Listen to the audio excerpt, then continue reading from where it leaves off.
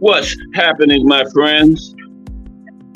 It's Cat Sports again, back for another afternoon with the family. Now, as usual, before I get started, let me give a shout out to the JBT community. It's just boxing talk. We're a group of people who just love to talk boxing. And we're always looking for others to join us. And you don't have to have a podcast. The only requirement is you just have to love to talk boxing. That's all. Miss Cass, hashtag JBT.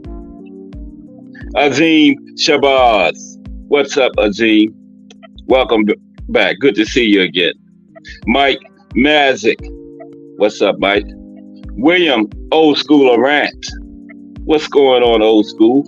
William Old School Arant, hashtag JBT, that is. Today, the life and career of Tyrone Everett. And you know what time it is. If it's Monday through Friday at 2 p.m., it's the Boxtorian. That's me, your friendly neighborhood Boxtorian, bringing you all that boxing history. Boxing is the greatest sport of them all. That's why we love it and can't get enough of it. How's everybody doing? It's hump day, midweek, and it's a Pro Box week. All right. Got a card Friday. I didn't see anything for Saturday this week. We got that card Friday, Espinoza. Rafael Espinoza is making his first title defense of his 126. What's that? Featherweight? Featherweight strap, yeah. I forgot who he was going up against. But he's making his first title defense. I would have liked to seen a rematch with Robisi, because that was a good fight when he took that title off of Robisi, but I guess they don't do that nowadays, you know. You know, you beat the champion, he gave you an opportunity. Back in the day, you always, if the challenger won, you always gave the champion a rematch. You didn't need a rematch clause. It was just an unsaid part of the contract, man. But they do things differently nowadays. Mike Grimm in the building. What's up, Mike Grimm? Salute. The life and career of Tyrone Everett. And today is Wednesday. So you know this show comes out of the chat. And today's show is brought to you by Mike Mazik. The life and career of Tyrone Everett. His life was cut short at 24 years old. But he had a rather eventful life in those 24 years. Yeah, he was murdered by his girlfriend. They were mixed up in the drug world, I think. That's what it looks like to me, you know. But we're going to talk about it. He was with a kind of an unsavory character. His girlfriend caught him with her. I'll tell you about it. But yeah, this is a very good profile. And yeah, he got one title shot against Alfredo Escalera, and it was suspected that it was fixed. Because he pretty much watched the guy in his hometown of Philadelphia, Pennsylvania. And he got robbed. So they thought the mob was involved in that one. Yeah, we're going to get into all of that today. The life and career of Tyrone Everett. Yeah. A couple of days away from the Boston Celtics winning another championship in the NBA. So that's finished now. But in about a month from now, NFL training camps will be opening. And in a couple months, we'll be seeing some football. Exhibition games, and then exhibition games, I don't even know why they just don't do away with them, because nobody plays their starters anymore. They used to play a quarter, remember, but now they don't play at all in exhibition games, you know. But there's only 3 of them because they added a game to the regular season. So I say just do away with the preseason altogether. It's only nothing. You risk your players getting hurt. It means nothing. You can see what the players are about in practice, you know. And then they have those practices where, you know, teams scrimmage against each other during the practices. So like, you know, like a Washington, Baltimore, the Eagles and the Steelers, you know, teams close together like that. Falcons and Saints. So yeah, add another game to the regular season and make it 18. do away with the preseason. But we got NFL football coming up soon because it's kind of a boring time right now in sports. If you wasn't a boxing fan, you'd be in trouble. Because baseball, wow. I only watch baseball during the postseason because, man, you can watch a baseball game and go to the store 4 or 5 times during the game and the game's still going on. So, no, I can't watch the entire baseball game. Every time I go to see the Baltimore Orioles play, I usually leave about the 5th inning. Can't take no more than that, man. And that's like 3 hours, 5 innings. So, yeah. But the life and career of Tyrone Everett today. And Pro Box, how's everybody doing this hump day? There's Jay Hardcore from Hardcore Boxing News in the building. What's up, Jay Hardcore? Hashtag JBT in the building. We're going to get kicked off in about 10 minutes or so. Pro Box Week. I don't have any kind of preview on Pro Box today. Sorry about that. I was been busy in the mornings now, and barely got enough time to get the show ready, so I couldn't get the Pro Box preview done. But they probably got like 3 or 4 fights on the TV portion tonight. Something good. Pro Box is always good.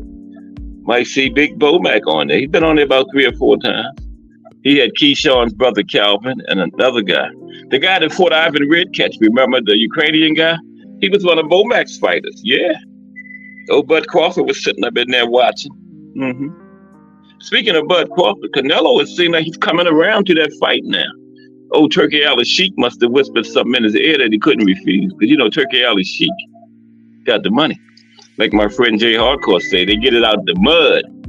The old Turkey said, look, Canelo, this is what you're going to get. Canelo said, yeah. But I'm picking Canelo in that right now because, you know, they have weight classes for a reason, man. And now if Bud, but he don't have time to do it the right way. You know, go to 54, then go to 60, then go to 68.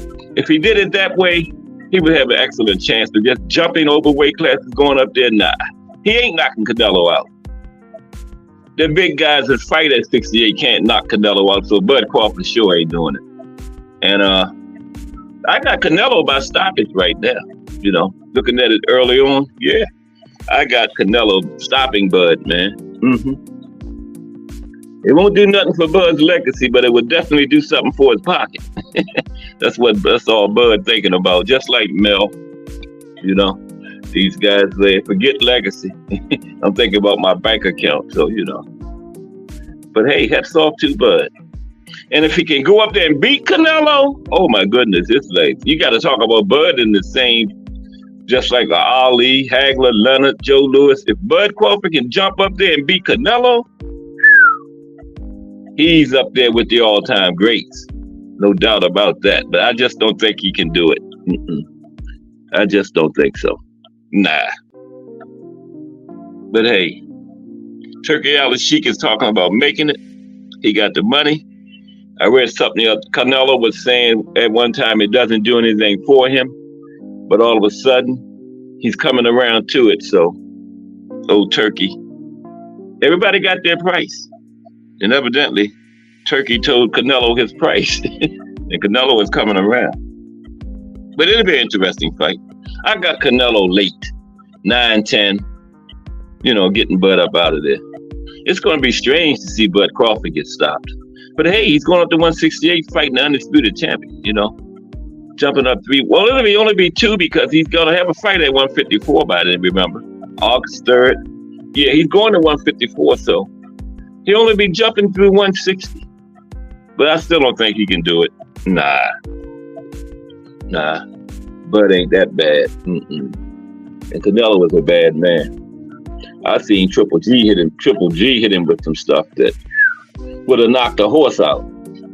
Canelo just looked at him and swung back at him. So, nah. Bud ain't gonna get it done, man. He's gonna go up there and get knocked out. But his bank account will be fat. But he got old Bomac. They might have something for Canelo. Who knows? It'll be interesting, you know. We got some good stuff coming up. And don't forget the JBT meet and greet and the raffle for the big 55-inch color TV is coming up. You know, send $10 per chance. How many chances you want? If you want 2, send 20. You want 10 chances, send 100. You want 20 chances, send 200. You want 200 chances, send 2,000. However many chances you want, just $10 per chance. Right here to this Cash App, and you're in. That's all you got to do. We got about 25 entrants so far in the running. Few of them got. Big Dre got like 4 chances. Big Dre trying to get that TV. Yeah. And Melanie Queen 27 already said it's hers. So, but take a chance. Somebody's going to win it. You know, just send your $10 in to this Cash App, and you're in it. It's $ JBT Network, all caps, the number 1. I can't get the commercial to work, but I can give it to you word about. $ JBT Network, all caps, the number 1. And you're in the running for a 55-inch TV. And if you win it, you know, be waiting on the truck, you know. Because like my friend Jay Hardcore said, you know, Big Dave and them will be out there waiting and you don't get your TV. Sometimes they put it on your step and they'll get it. There's a Big Dave in every neighborhood, you know. You might not see them too much. They come out after dark, but you know, your TV sit on that step too long. Big Dave and the boys would be selling it to somebody. So if you win it, be on the lookout for your 55-inch color TV. Somebody's going to be a winner, okay? June 13th is the drawing. You do not have to be in attendance to win. You will be notified. Melanin Queen 27, salute in the building. Salute to Melanin Queen 27. The Queen been early the last couple of days. But salute Melanin Queen 27. Good to see you once again. Yeah, I'm talking about your 55-inch TV.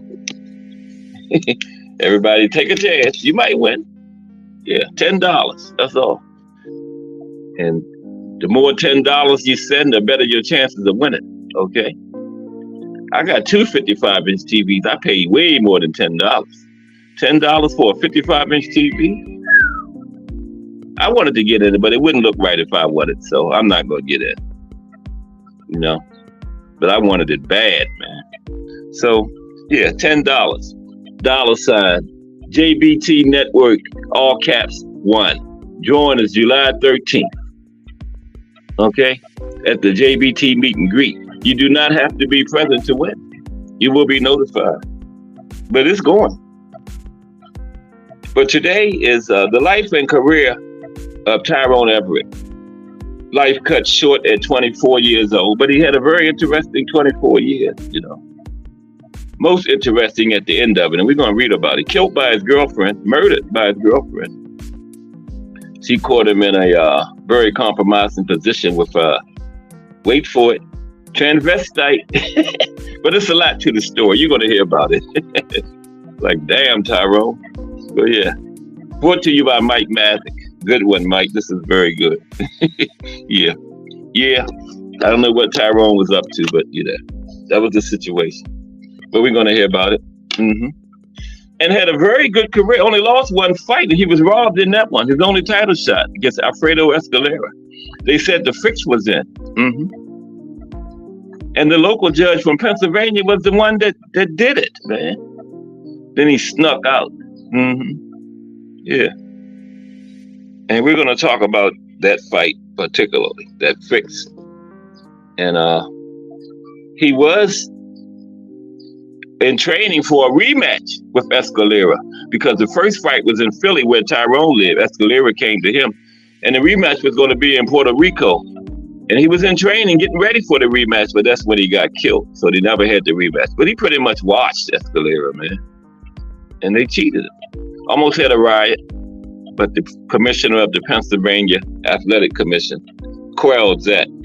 He said they was going to do an investigation, got in the ring and said that nonsense. He just said that to calm the crowd down. But let me stop. I'm going to give you the whole profile before we get started. But how's everybody doing this Wednesday afternoon of a Pro Box week? Beautiful weather outside up here in Baltimore, Maryland, home of the face of boxing, who just came off of that beautiful performance Saturday. Still on top of the mountain. They saying Lomachenko coming up next. Lomachenko will go to sleep. Frank went to sleep with his eyes open. Yeah. Old School made a good point. He says Tank is going to catch Loma with a little jump in move he got. You know, the little jump in move Loma has. Yeah, Tank's going to catch it. Mm-hmm. Now, young Loma might have been able to maneuver around and last deep into the fight, but old Loma doesn't have the gas tank young Loma had. So I'll say about 7 or 8. Tank will get Lomachenko up out of there. And we got Shakira coming up next month. Shakira is the one that would give Tank his toughest fight. If anybody had a chance, I would say it would be Slick Shakira Stevenson. Yeah. See, Shakira don't have a nickname, so I gave him one. Slick Shakira Stevenson. He has the best chance. But the only one that has the best chance of beating Tank is Tank. There's Just Do Boxing in the building. Oh, I'm glad I was talking good about Shakira. I didn't even know Just Do was in here. What's up, Just Do Boxing? Yeah, Shakira's got, who you got? Autumn coming up. You pretty much watch Autumn. But salute, Just Do Boxing in the building. This is who I'm warming you up for, coming up at 4 o'clock p.m. in a couple of hours from now. Yeah. Another member of this fire JBT organization. Did we have the Let's Talk Fashion kickoff for the second season this morning? I told you I was so busy. They're keeping me busy, working hard. Man. But I didn't get a chance to see it, but I think it was today, right? I knew it was fire. I'm going to see it later. Yeah, the kickoff of the second season of hashtag Let's Talk Fashion, aka Remo, hashtag JBT. Yeah. Let's get ready to talk about the life and career of Tyrone Everett. Philadelphia boxing, you know, predecessor to Boots, B-Hop. Well, B-Hop Boots, because B-Hop was before Boots. B-Hop, Danny Garcia, Boots. Got to get them in the right order. Predecessor to B-Hop, Danny Garcia, Boots, Cool Boy, all Philly fighters. Who was first, Cool Boy or Boots? That's a good question. Cool Boy, put it in the chat, somebody. Who turned professional first, Cool Boy or Boots? They both from Philly. I believe it was Cool Boy. Yeah. So B-Hop, Danny Garcia, Cool Boy, Boots. Yeah. Tyrone Everett was from Philly, representing the state, the city before all of those guys. Followed in his footsteps. And Tyrone Everett, you know, the fighter that reminds everybody of him that saw him fight, me too. Because I got to look at him after Mike Massey gave me this prior profile, was Pernell Whitaker.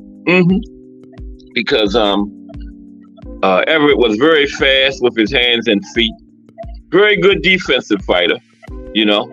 He could have had more stoppages in his career, but he elected to just outpoint guys. He would get comfortable leads and then just coast instead of going for the stoppage.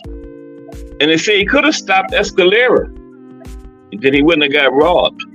But that's why they set the fix up in that fight, because they knew that if Everett got a good lead, he wouldn't go for the stoppage. And they already had it pre-planned. If Escalera made it to the final bell, he would get the win. They got some nerve, man, setting up a fix in a guy's hometown, you know. And Everett watched him in his hometown and got robbed. You would think the case would have been, he would win no matter what. He was the one from Philly, but yeah. And one of the judges, local judges, they had a judge from Puerto Rico, they had one from Philly. And, you know, back then the referee still judged fights. They had the referee judge it. And the judge from Philly went for Escalera. The referee was the only one that gave it to Everett. It was 2-1 Escalera. Of course, the one from Puerto Rico, would go for Escalera. But Everett and his team was shocked that the guy from Philly robbed him like that, And he snuck out the side door before they could get him. His name was Solace. I think it was Harold Solace, but we'll talk about it. Well, let's get ready to start talking about Tyrone Everett. Life and career of Tyrone Everett. Bad man. If he wouldn't have got killed when he did, man, we would be talking about him big time. He'd be in the International Boxing Hall of Fame, everything, because the guy was bad, man. Fast, defensive, like a early Pernell Whitaker before Pernell Whitaker. And if he wouldn't have died at 24, he would be spoken of just like Pernell Whitaker. I have no doubt about that. Yeah. Tyrone Everett was a bad boy, man. Yeah. I watched the him and Escalera yesterday, the entire fight, and man, that was clearly fixed because it was pretty much, I gave Escalera about 2 rounds, you know, out of 15, maybe 3, just trying to give him rounds. I could only give him 3, you know, like 12 rounds to 3, and he got his hand raised, man. Mob clearly in it. Clearly involved in that one. And you know, 70s, the mob was still, you know, they said they got him out of it in the 60s, but they still had involvement in it, you know, at that point. Still do now. We got the Mob Father and Mauricio and all them characters. Who needs the mob? It might have been better when the mob had control of it. You know, remember that Maxie Priest, not Maxie, I keep saying Maxie Priest is a rock star or something. Maxie, the one that got robbed against Cambosos, that was obviously a fixed fight, okay? And that was in 2020, what, 3? Wasn't that last year? Maxie Priest pretty much watched Cambosos. I had that 10-2, Maxie Priest, and Cambosos got his hand raised because he already had Cambosos and Loma playing. I don't know why. Maxie Priest probably would have did better against Loma than Cambosos. Cambosos got in there and got stopped, got sparked by Lomachenko. Okay? Okay, the life and career of Tyrone Everett. Philadelphia, Boston. Everybody okay? It's hump day. We're halfway through the week. Lonnie Lee will be here in a few minutes. Yep. Lonnie Lee gets off at 2:30.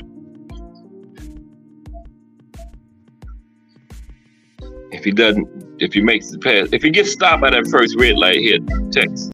Sorry about that. Oh, come on, man. What the hell? Excuse me. Me and my big fingers again. I hit the button.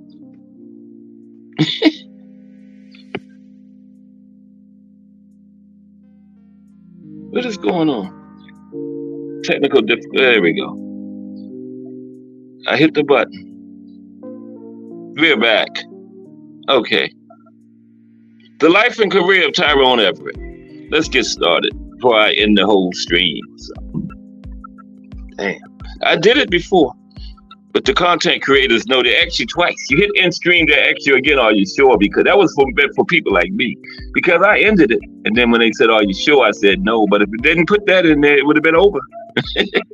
A couple times. Yeah. I should put my hands in my pocket. But here we go. Life and career of Tyrone Everett. Let's do this. Anybody? Oh, there's Ray Patterson, straight out of New Jersey. What's up, RP? How you doing today? Talking about Tyrone Patterson. He's from near, Tyrone Everett. I said Ray's last name. He's from near you, Philly. We got Ray Patterson from New Jersey, the Just Do family, Slick Shakur Stevens. And 2 of them in the house, Just Do Boxing, and Ray Patterson is in here. Who knows? Shakur might be listening. You know, he know I'm affiliated with Just Do Boxing. He's been on there. So he might be down with this JBT. Who knows? Okay. The life and career of Tyrone Everett. Now, Tyrone Everett, he was born April 18th, 1953, right? Professional boxer from Philadelphia, Pennsylvania. Okay. Now, he was a top-rated contender in the junior lightweight division, 130, during the 1970s. Okay. Now, his best-known fight was that controversial decision I was just talking about. Controversial decision loss to World Boxing Council, WBC, junior lightweight champion, Alfredo Escalera. Now, Alfredo was a bad boy too now. Yeah, back in that day. Yeah. Alfredo in the International Boxing Hall of Fame. And this fight was on November 30th, 1976. And as I told you, Everett was killed by his girlfriend on May 26, 1977. After she found him with, wait for it, a transvestite. But there's more to the story. You'll hear it later. Don't judge yet. Okay, don't judge Tyrone yet. More to the story. Okay. Now, as I told you, Tyrone fought in the junior lightweight division, 130. He was 5 feet 4 inches tall. Fought from the southpaw style. Okay, and he had 37 total fights. He won 36. His only loss was that controversial decision to Alfredo Escalera. Yep. Let's take a look at his career. He was born in South Philly. Okay. South Philadelphia, Pennsylvania. Is that where we going? I don't even know where this. I know it's in Philly somewhere. Yeah. But my nephew live up there somewhere. And born in South Philly. And in his early teens, he was inspired to start his boxing career after a kid who lived across the street from him showed him a boxing trophy that he had won. That's the same way Sugar Ray got started, remember? Sugar Ray's brother was bragging about the trophies he had won. That made Sugar Ray get into it. So Everett had this kid live across the street showing off his trophies, right? And Everett said, I'm going to get me a couple of them, you know? So Everett got into boxing, right? Now, he briefly quit after he lost a fight to Jerome Artist in the amateurs. But Jimmy Arthur, his trainer, convinced him to come back to the gym, right? Yeah, he was that kind of competitor. After he lost his first fight in the amateurs, he quit. Might have got cheated then, who knows? But his trainer talked him into coming back, right? Now, his nickname was the Mean Machine, right? He was the Mean Machine way before, what's his name, Kavalauskas? I think I got that right, Kavalauskas. Aegis Kavalauskas, yeah. I heard so many people say it. Now, if I just looking at that for the first time, I would have butchered that bad, Kavalauskas. I would have said Carla Koskas or something like that. But anyway, Everett was the Mean Machine probably before Kavalauskas was even born, okay? The original Mean Machine was Tyrone Everett. Known as the Mean Machine, he was a subliminally skilled southpaw. The Associated Press called him a classic boxer, using the ropes, and he had deceptive power, okay? He could get you out of there, but he elected to just cruise and be safe. Get big leads, go for the decision, you know? Yeah. But he had deceptive power. He had 20 knockouts. Out of his 36 wins, he did have 20 knockouts. Yeah. Okay?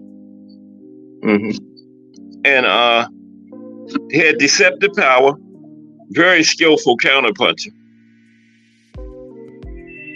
Yep. And one writer said that he could do everything that champion Pernell Whitaker could do, who came along after him. He said he could do.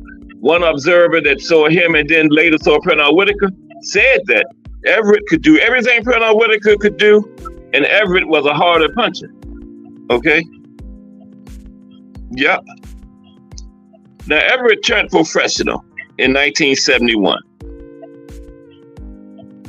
And eventually made enough money to buy a bar up there in Philly.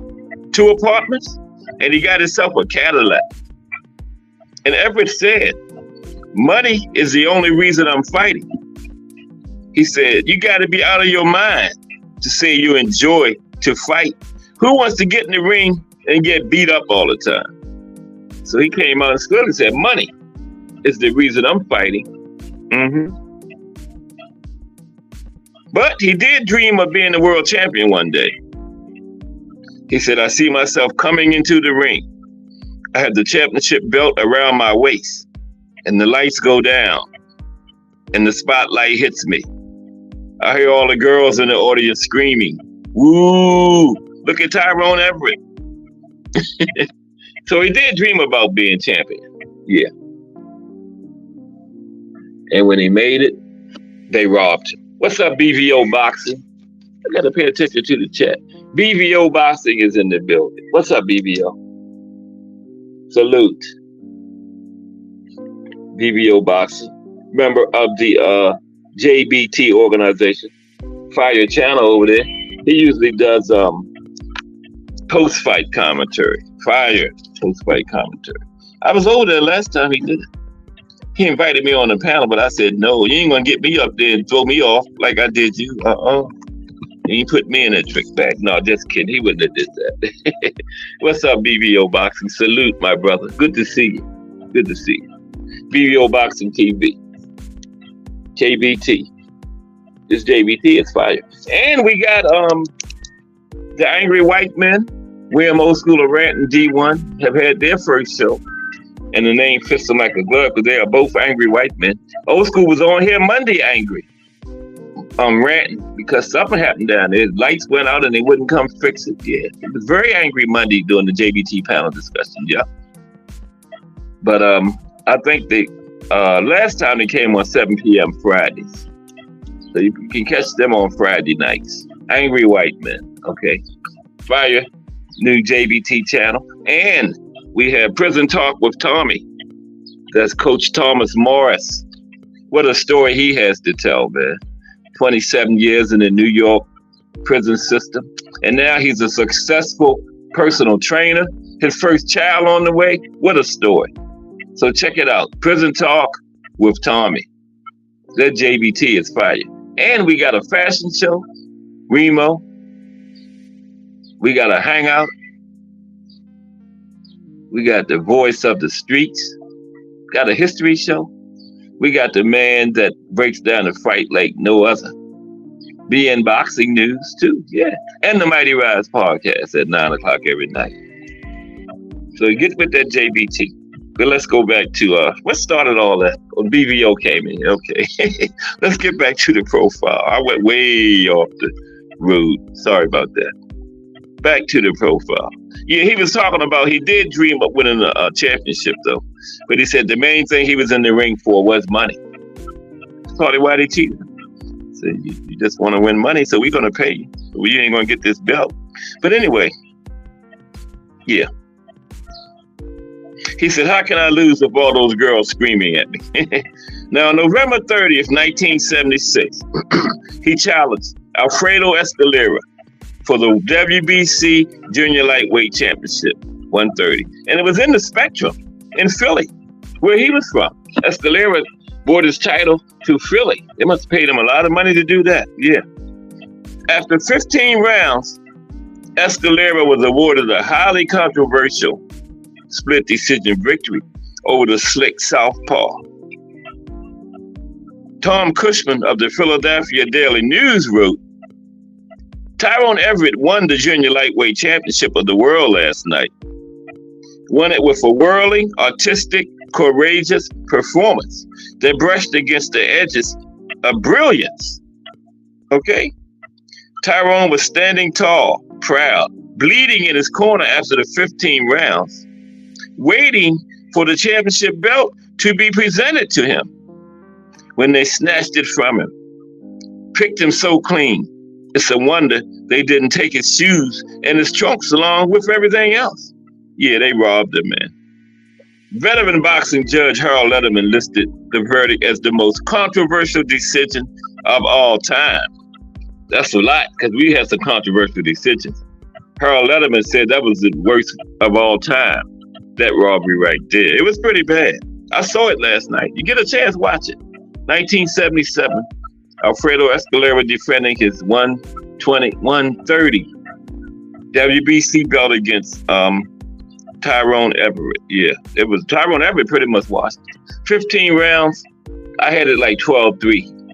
And I gave Escalera 3 just looking for rounds to give him, right? I was trying to find rounds to get the man and still could only find 3. You know how you watch a fight favoring one person?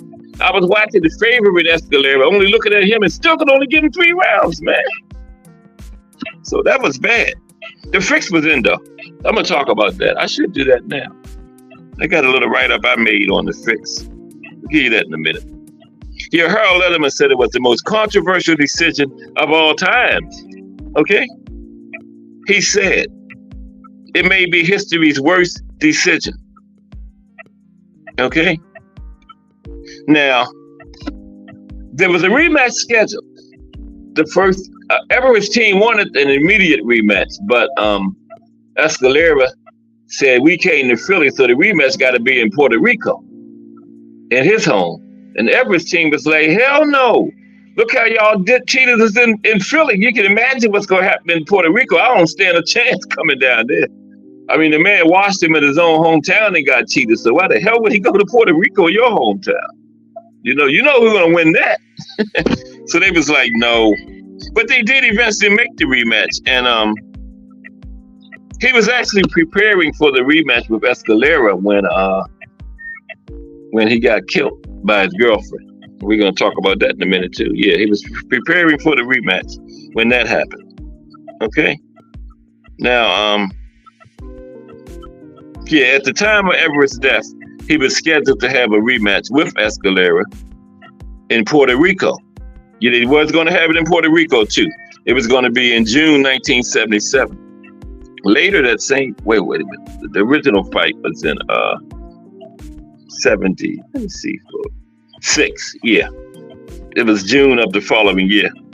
And they actually had a couple fights in between them. That's how they fought back then.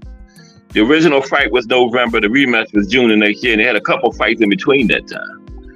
That little bit of time nowadays, nobody's fighting that fast. But yeah, he had 2 fights between November 76 and June 77. Mm-hmm. And the rematch was they did agree to Puerto Rico, which was the sticking point, but he got killed. Okay. Now, like I said, he had a professional record, 36 wins, 1 loss. Was that controversial? Loss to Escalera. And he had 20 knockouts. And he was inducted into the Pennsylvania Boxing Hall of Fame in 2006. Okay. Now, his younger brothers both were boxers. That's one of them.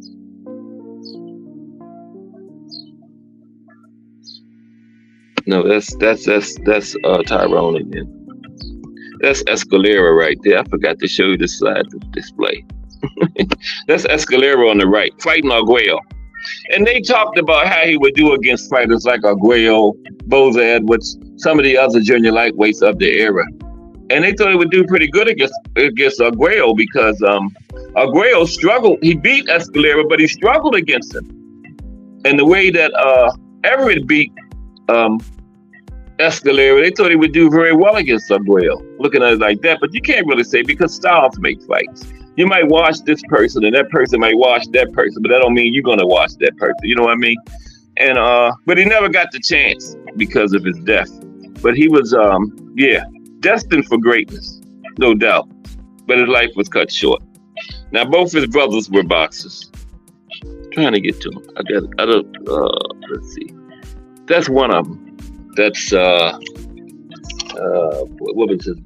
That's Mike Everett, one of his brothers. Not a very good picture, but that's him.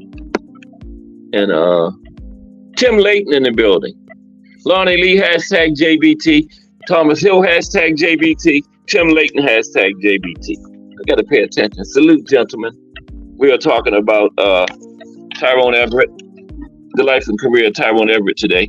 Doing a profile on a Wednesday because it was put in the chat by Mike Mazzick, and Wednesday comes out of the chat day, so it's on Wednesday.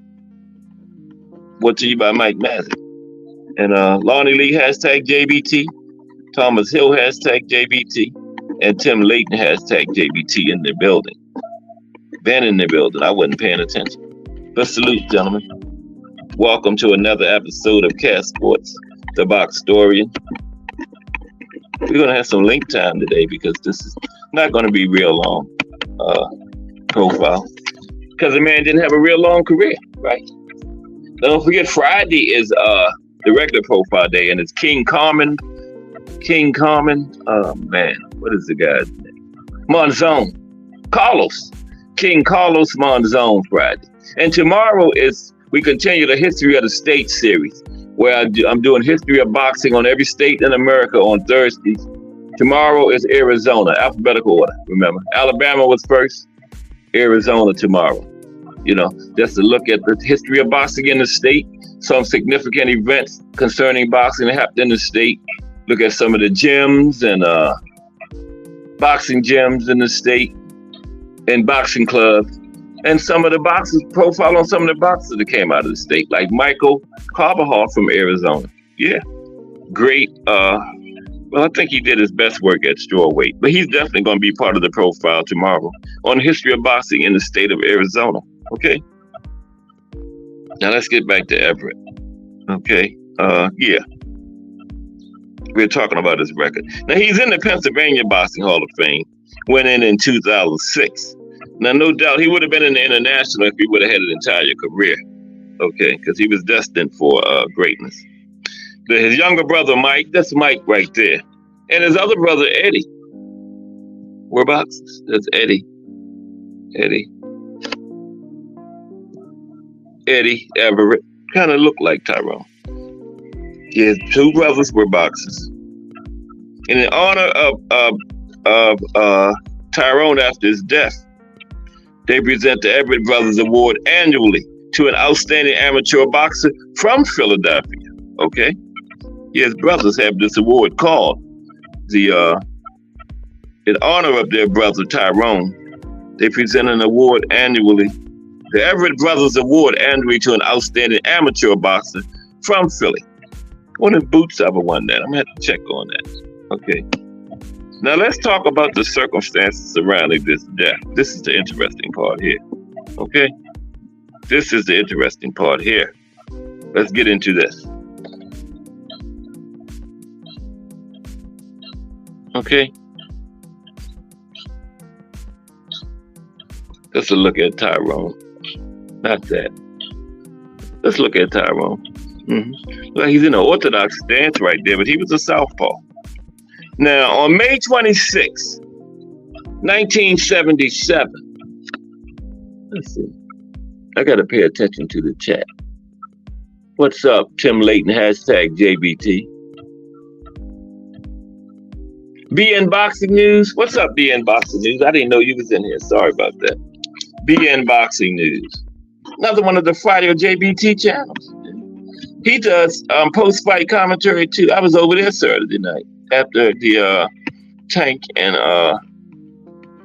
Frank Martin fight. Old School was over there, yeah. BN Boxing News went on. I finally caught up with him. And it was a very good post-fight analysis that he did, man, yeah. Usually on after all fights, too. A good place if you want to see a good post-fight analysis. Check out BN Boxing News after a fight, man. It was very good, very good. Drop the link, Yep, Old School was over there. Just ask Old School how good it was, yeah. Now, on May 26, oh, by the way, me and Old School are doing a profile on Max Baer on Monday. That's the only way that he can get free. And I hope the Angry White Man channel don't try to sue me on a conflict of interest or something. Yeah, but Old School said I was safe. It's all JBT. But yeah, me and my special guest, William Old School Durant, will be doing a profile on Max Baer Monday because Old School's got a lot of information on Max Baer. So we're not going to have a JBT panel discussion this Monday. It's going to be the profile on Max Baer, father of Jeffro from the Beverly Hillbillies. Okay, now let's talk about this death. On May 26, 1977, Everett was shot and killed by his girlfriend, Carolyn McKendrick. Okay. Carolyn. Carolyn McKendrick. Okay. Looks like Michelle Obama, don't it? A little bit. And after she came home and found him with a transvestite named Tyrone Price. I couldn't find a picture of Tyrone. I tried. They say he came to court in a dress, had lipstick, earrings, everything on. Now, let me get off of that. I don't want to get in any trouble. Yeah. But she came home and found him with a transvestite named Tyrone Price. Okay. I don't want the LGBTQ community coming down on old Cass Sports. So, yeah. Tyrone Price. That was the transvestite's name. Carolyn came home and found her boyfriend with, right? Now, Everett was found alone in a second-floor bedroom at Mackenzie's home. He died minutes later at a hospital from a gunshot wound to the head. So they found him in the apartment. Her and Tyrone Price, the transvestite, left him there. And he was still alive. He was rushed to the hospital where he died, okay? From a gunshot wound to the head. Yeah. The bullet had struck him in the face, exited out the back of his head, went through a window, and was found on the sidewalk across the street. I wonder what kind of gun she had, man. Woo, that thing was powerful. Went through his head, through the window, was found across the street. This had a pretty big gun, I guess. The Associated Press reported that packets of heroin, some marijuana, and unidentified pills were found by police downstairs on the dining room table. Now, there's a theory out that, he wasn't messing with the transvestite. They said they were all mixed up in the drug world together, Okay, that's part of the story. Now, Everett lived with McKendrick at her row house where he was found. This is in South Philadelphia. She was married, but separated. She was a mother of two. She had left her husband almost 3 years before that in 1974. And she started dating Everett the following year in 1975. Okay? Now, she was seen leaving her house with Price shortly after the murder. She was seen leaving with the transvestite Price shortly after the murder occurred. Okay? Now, a warrant was issued for Miss McKendrick's arrest. And she went to police headquarters with her attorney and turned herself in on May 31st.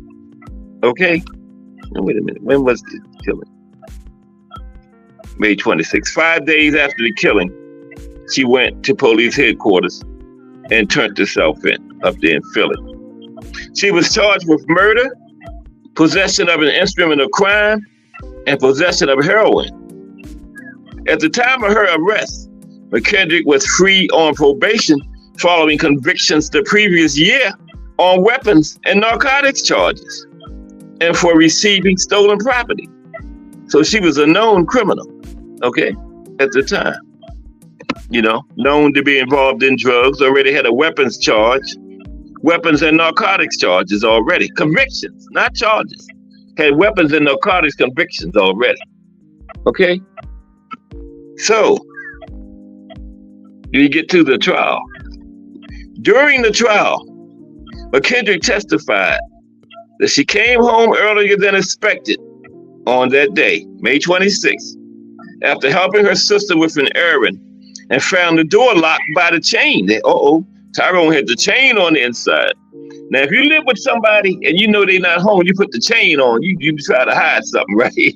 Because you know your person you live with right in there. Why would you put the chain on the door? Okay, so that probably put the light bulb on over her head right there. With the chain doing on the door, he know I ain't in there.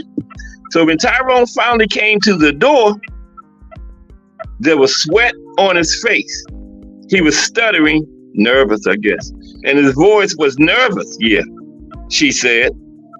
I followed him upstairs, noticed the bed was a mess, and saw some keys and change on the floor. But Tyrone denied anyone else was in the house. But I found Price hiding in my children's bedroom. He was hiding in the kids' bedroom. Okay, I don't mean to laugh. Let's continue. Chain on the door, then you got this guy hiding in the children's bedroom. Wow, okay. Let's continue. Told you this was good. This was brought to you by Mike Mazzick. Now, McKendrick, she told the court that she felt threatened when Everett raised his hand and moved towards her. McKendrick says she picked up his gun. It was Tyrone's gun, okay?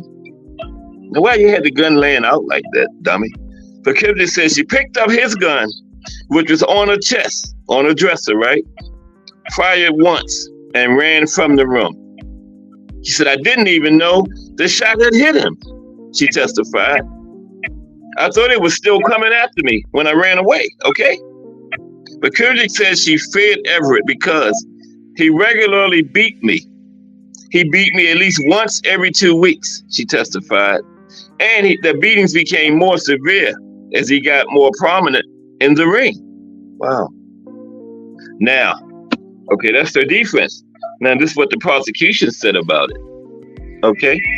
The prosecution argued that McKendrick shot Everett out of anger when he refused to answer questions about who had been in the rumpled bed with him. It was Price, with nobody else in there. You should know that. Now, Price, the transvestite, showed up in court wearing women's clothes, earrings, and artificial breasts. Okay? Speaking in a high feminine voice, he testified. Okay, now this is where the drugs come in at. The transvestite testified that he sold drugs for Everett and McKendrick, who denied any involvement. McKendrick denied any involvement with drugs, but the transvestite Price said he sold drugs for them. That's why I said, Everett, the boxer, might not have had any kind of relationship with Price because it was some kind of drug involvement going on. According to Price, he said he sold drugs for the couple. Price denied charges that he had been sexually involved with Everett.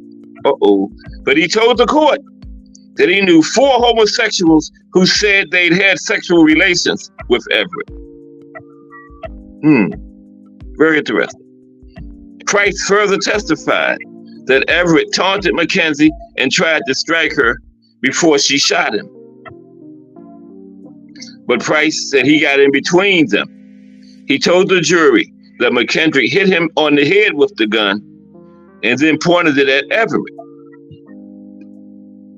Okay? Now, on December 2nd, it took a long time. The jury didn't give the decision. It was started in May, and the jury didn't give the decision until December. On December 2nd, 1977, McKendrick was convicted of third-degree murder, and possession of an instrument of crime. But she was acquitted on the charge of heroin possession. A jury of 8 men and 4 women deliberated for 2.5 hours before reaching their decision. On June 28, 1979, she was sentenced to 5 to 10 years in prison. And she actually did 5 years, okay? That's all she did was 5 years for that, killing the person. Now, Everett, who had 4 children before he died, and another one after his death. He had one on the way when he died, okay? It wasn't by McKendrick. He had some other woman pregnant. He was buried in an unmarked grave at Eden Cemetery in Carlington, Pennsylvania. Now this guy here, where is he? I had a picture of him. Nope, I didn't put it on here. Okay, but anyway, a guy named John DeSanto. He was a boxing fan, and he grew up in Philly. He went to Eden Cemetery in 2005 to pay his respects to Everett's grave. But he said, I couldn't find his grave. Then I saw there was no stone or marker where he was buried, just grass. He said, I was struck by his story and have been doing a website devoted to Philadelphia boxing history for about a year. I thought this would just be an extension of what I was doing. Honoring these guys was something worth caring about. So they established a program dedicated to placing headstones on the unmarked graves of Philadelphia boxers. Everett was the first honoree. On December 10th, 2005, members of Everett's family, his mother, Doris, and his brothers, Mike and Eddie, were on hand for the placement of Everett's headstone. Yep. Now, I want to talk about the fight, the fixed fight, okay, between him and Escalera, Alfredo Escalera. Now, Alfredo Escalera was a good fighter too. Yes, he was. But he couldn't beat, you ever heard of him, Tyrone Everett, Azim? You're from Philly, right? Yeah, she did get off easy, old school. 5 years. She got 5 to 10 years, and she actually served 5. Third-degree murder, that's what they charged her with. Yeah. Yeah. And the other person in there, he said that Tyrone threatened her and everything. So that's probably what saved her. She said that he threatened her and came to water, and the witness that was there at the scene said the same thing. So that's what saved her. And she probably got to him and told him to say that, they were all selling drugs together and everything. Yes. Who knows? Some money probably came up. She didn't get it, whatever. I don't know. But yes, she got the witness to testify in her favor.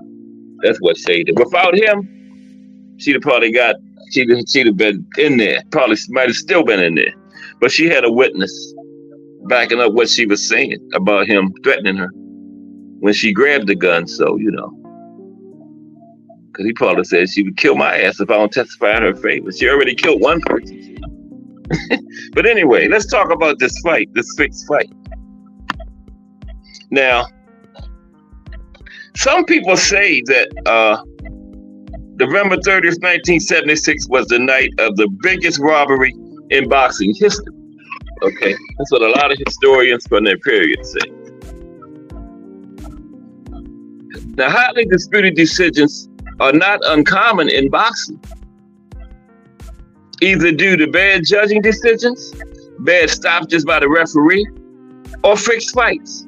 It's not uncommon. It's sad to say, but they're not uncommon. Just look at Roland Barroso, okay? Or Maxie Hughes and Cambosa. That just happened in the last few years, okay? So it's not uncommon. But few outcomes have been as bad as Alfredo Escalera's 15-round split decision victory over Tyrone Everett in Everett's hometown of Philadelphia, Pennsylvania. Now, no one has ever been able to definitively prove that the fight was fixed that night at the Spectrum, okay? Nobody had, couldn't prove it was fixed.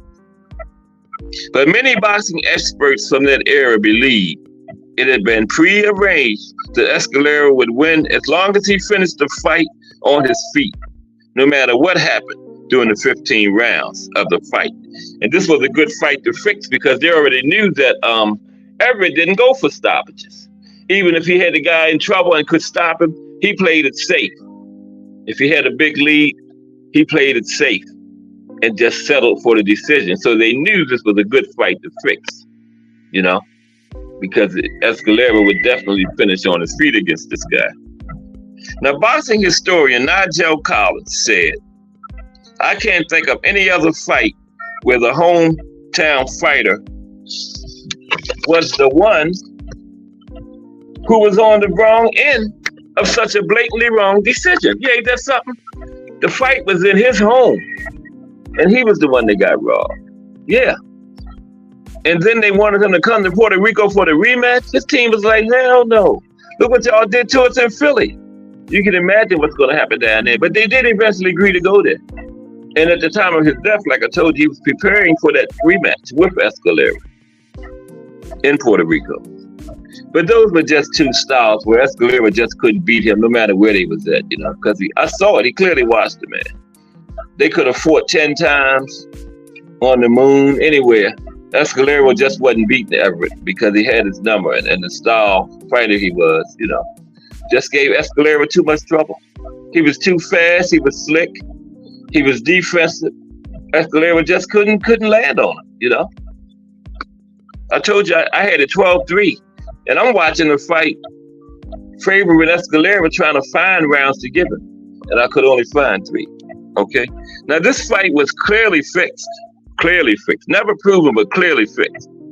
Many people suspect it was fixed by a mobster named Honest Bill Daly. Ain't that something? Nickname Honest. Honest Bill Daly, who was a leftover from the era when gangsters were controlling the sport of boxing. Okay? It wasn't too far from the point in the 60s where the feds got the mob out of boxes. It was only like a little over 10 years before then. So they were still in it, Not as deep, but they were still in it. Mm-hmm. Now, let me see. Anybody come in? I gotta pay attention. Okay, no. Now, it was really a dark day for Philadelphia boxing because a lot of officials in high positions were involved in this fix. Okay, had to be. Okay. No one believes Everett or his team were in on the alleged fix. So Everett, no, because he fought too well to be involved in a fix. He was clearly trying to win the fight, right? Everett clearly fought too well that night to be attempting to lose the fight. Okay, so that was obvious he wasn't involved in it. Plus, his ego was too large to willingly agree to lose. There's just no way possible Everett was attempting to throw the fight with the paint job he did on Escalera's face, okay? With accurate and stinging counterpunches, which is reminiscent of a fighter that came along a generation after Everett, like I was saying, Pernell Whitaker. Fought like Pernell. Well, Pernell fought like him because Everett was before Pernell. Okay? Now, like Whitaker, after him, Everett was disciplined to not take unnecessary chances, settling for easy wins on points instead of going for stoppages. And the people that fixed the fight knew that. So they knew it was a high probability that Escalera would finish the fight on his feet. So it was good to fix the fight and put the money on him because they knew Everett didn't go for stoppages. Okay? Good fight to fix. Now, Everett was a very good fighter, lightning quick, but he was safety first, like I was saying. Now, if he would have had more of a finisher's mentality and instincts, not as many of his fights would have gone to the cards, right? Now, Everett was not the typical Philadelphia fighter in that he never went in face first. And Everett once said, people say I don't like to get hit, right? And that's true. He said, that's true. They say I don't look like a fighter, that I'm too pretty. And I want to stay that way. Yeah, see what I tell you about the ego? This guy here wasn't trying to lose no fight. So there always is a possibility that it wasn't fixed. The split decision that night was due to incompetence instead of corruption. But if that's true, that's a level of incompetence where the judges for this fight should have been banned from ever judging another fight if they were that incompetent, because I saw it. Wait till you watch it. You would say, how the hell did they give Escalera that decision? Okay. Now, representatives of every media outlet at the fight had Everett winning by lopsided margins. All the newspaper people, you know how newspaper people judge along with the judges unofficially. Every one of them had Everett winning, not just winning by lopsided, like me. I had a 12-3 for Everett, right? And I'm watching now, trying to give, like I said, trying to find rounds to give Escalera, and I still could only find 3 out of 15. Okay? This man got his hand raised.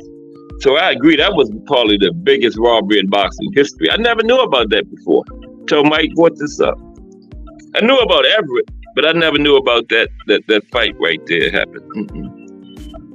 But the only opinions that counted were those of Mexican referee Ray Salas, Puerto Rican judge Ismael Fernandez, and Philadelphia judge Lou Tress. Yes, they had one judge was from Philly. And he went against Everett too, the local judge. And their scorecards after the fight brought anger and disbelief from the Everett crowd in the Spectrum that night. Now, referee Salas got it right going with Everett. But of course, the Puerto Rican judge was obviously biased, giving Escalera the win. But shockingly, the local Philadelphia judge, Lou Tress, also went with Escalera. And now, before the fight, both fighters in their team have a say in the judges. They don't pick them, but they have a say in it. And so Everett's team looked at the Puerto Rican judge and said, yeah, he could be biased because he had a history of being biased, right? So they said he probably going to go with Escalera. But they did their research on the referee, and he proved to be a fair, unbiased referee because the referee still was judging fights around that time, and the referee judged this one. Sometimes fights back then, the referee was one of the judges. And it was the case in this fight. And they investigated the referee, did their research, and he showed up to be a fair, unbiased referee. And he was, because he was the only one that gave the fight to Everett.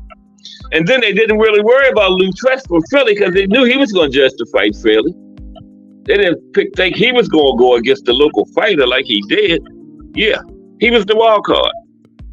They figured they had the referee and Lou Tress, the local judge. If Everett won the fight, he would get the nod. And Lou Tress hurriedly left the arena after the fight. And guess what? He never judged another fight in his life. Okay? And the owner of the Spectrum said that he would never judge another fight in the Spectrum again. And he never judged another fight anywhere. And everybody think that was by his choice because of the performance he put in that night. He didn't even want to show his face anymore because he was clearly played off.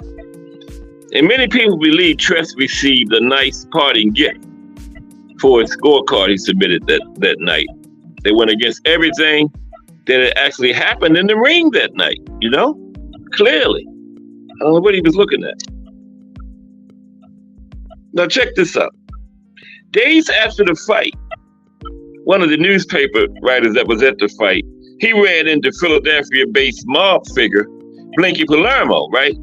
Who was affiliated with Bill Daly, suspected to be the mastermind behind the fix of this fight. And he asked him, did he hear about what happened to Spectrum the other night? And Palermo said, yeah. And he said, what you think about Lou Tress's scorecard, the Philly judge? And Palermo, the master, said, Tress can be bought for a cup of coffee. He's saying how easy it is to buy this judge, okay? And the master said this, that was affiliated with the guy that was the master that suspected of fixing the fight. He said, this judge, Lou Tress, can be bought with a cup of coffee, okay? And Palermo was a known associate of honest Bill Daly, who was suspected to be the mastermind behind fixing this fight. That's what he said. He can be bought with a cup of damn coffee. Okay, let's continue. The Everett's team figured, oh shoot. Okay, I'm going back. Like I said, Everett's team figured the Puerto Rican judge would be biased towards Escalera. But they had done their homework on it. Like I said, they'd done their homework on the Mexican referee. And they had come to the conclusion he would judge the fight fairly, which he did. He was the only one that gave the nod to Everett. But they never thought the local judge, Lou Tress, would blatantly be corrupted and go against them like he did. Okay, they didn't count on that. And, you know, they was in the Spectrum in Philly, Everett's home. And after the decision, the people was going off in there, man. And they thought a riot was getting ready to start. But the commissioner of the Pennsylvania State Athletic Commission immediately jumped in the ring and he announced that the decision was going to be suspended. And the fight was going to be investigated. And that's what calmed the crowd down. They didn't riot and rush the ring or beat up that judge or anything, because they was getting ready to go crazy in there. And that calmed them down. And they said, well, at least something's going to be done. You know, it might not be overturned, but at least they're going to look at it. But guess what? No investigation was done. The commissioner just said that to calm the crowd down. It's a good thing he said it when he said it, because it did stop a riot. But no investigation was done. Escalera kept the title. Yeah. And yeah, he kept the title. Okay, let's finish this off.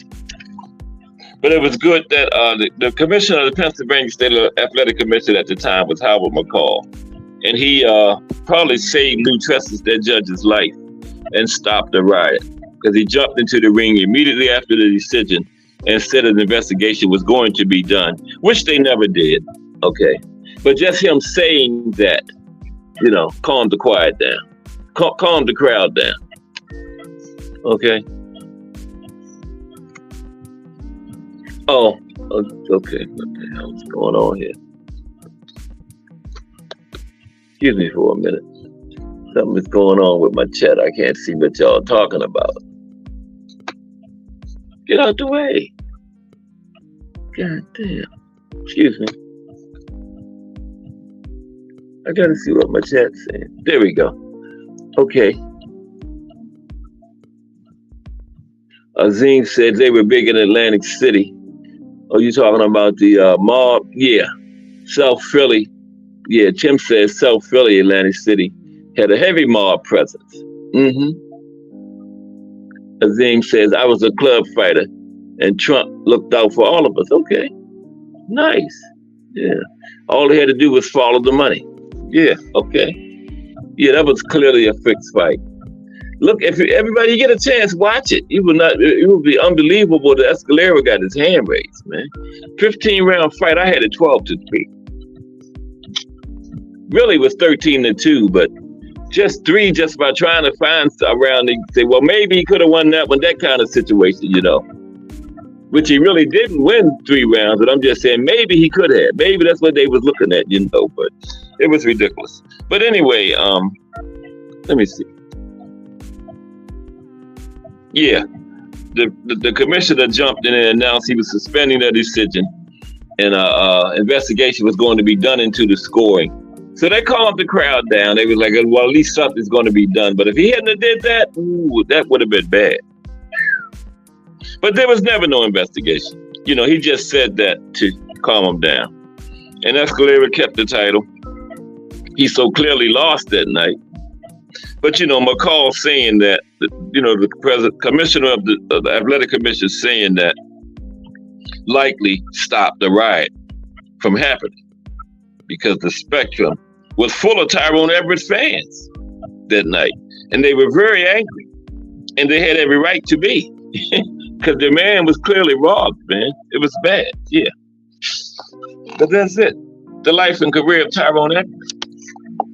Thank you, Mike. Very good. That was a very good one. One of my ones I enjoyed the most, yeah.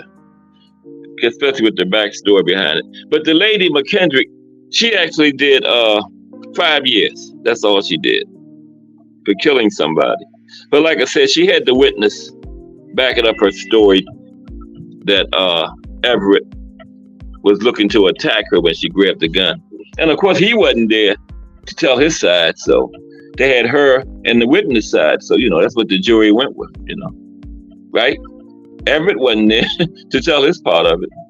So, yeah.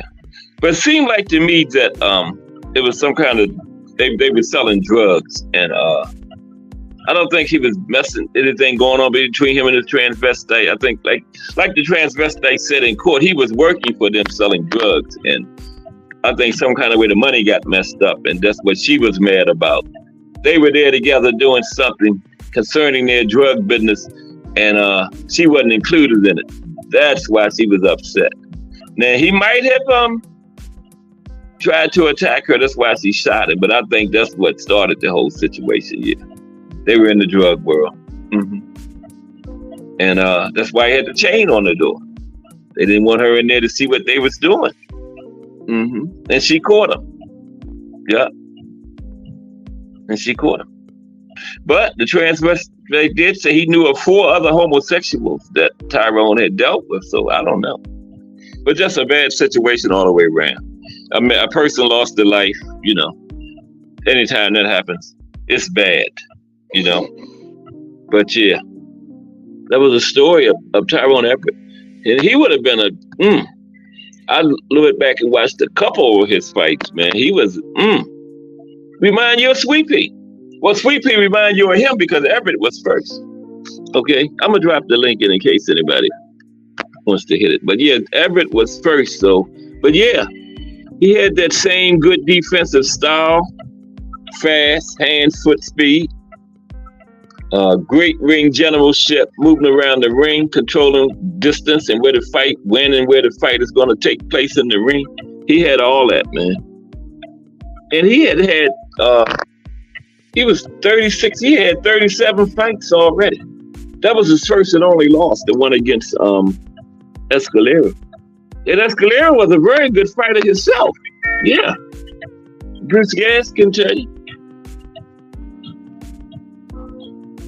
It was, wasn't it, BBO? Oh, you're talking about the Devin fight. Legacy Defined. What's up, Legacy Defined? I'm trying to put this link in here, man. Salute, Legacy Defined. How are you? Good to see you. You missed the profile, but it's still good to see you. I'm on my phone. Yeah. Let me see. Oh, shoot. God. Excuse me. Oh, my goodness. That's why you hear all that noise. I forgot to put my headphones on today. The headphones eliminate all that noise. Damn. I didn't even have them on. I got them on now. But I'm trying to put the link in. Sorry about that. The headphones eliminates every ounce of that noise. But yeah, that was quite a story, I thought. Tyrone Everett. He would definitely been a champion. He was in junior lightweight. Down there, below Duran, Aaron Pryor, all of them guys. Now Aguayo was a junior lightweight at that time. Probably would have went up against him. And Escalera gave Aguayo all kinds of trouble. But that don't mean that Everett would have, because styles makes fights. You can't say because this one beat this one and then that one beat that one. You can't not say that. Styles make fights. But it would have been an interesting matchup. He had never got to fight any of those guys. Boza, Cornelius, Boza, Edwards, all of them was in that division at that time. Yeah. But they eventually fought all of them. But life cut short. And the bad thing, she only did 5 years, man. Come on. That's terrible.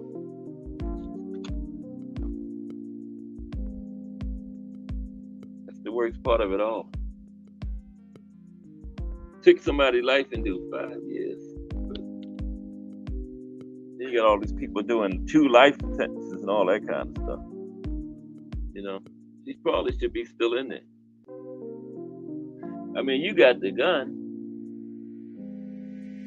You could have hit him upside the head like you did the transvestite to slow him down.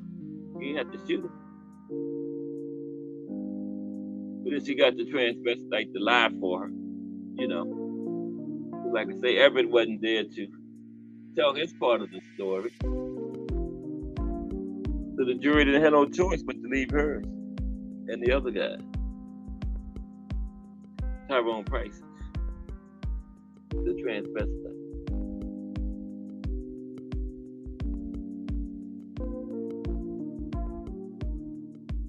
Ain't nothing wrong with keep saying that. The JBTQP community won't come down on me for saying transvestite. Or the LJBQTP community. Or whatever it is. Okay, there's the link.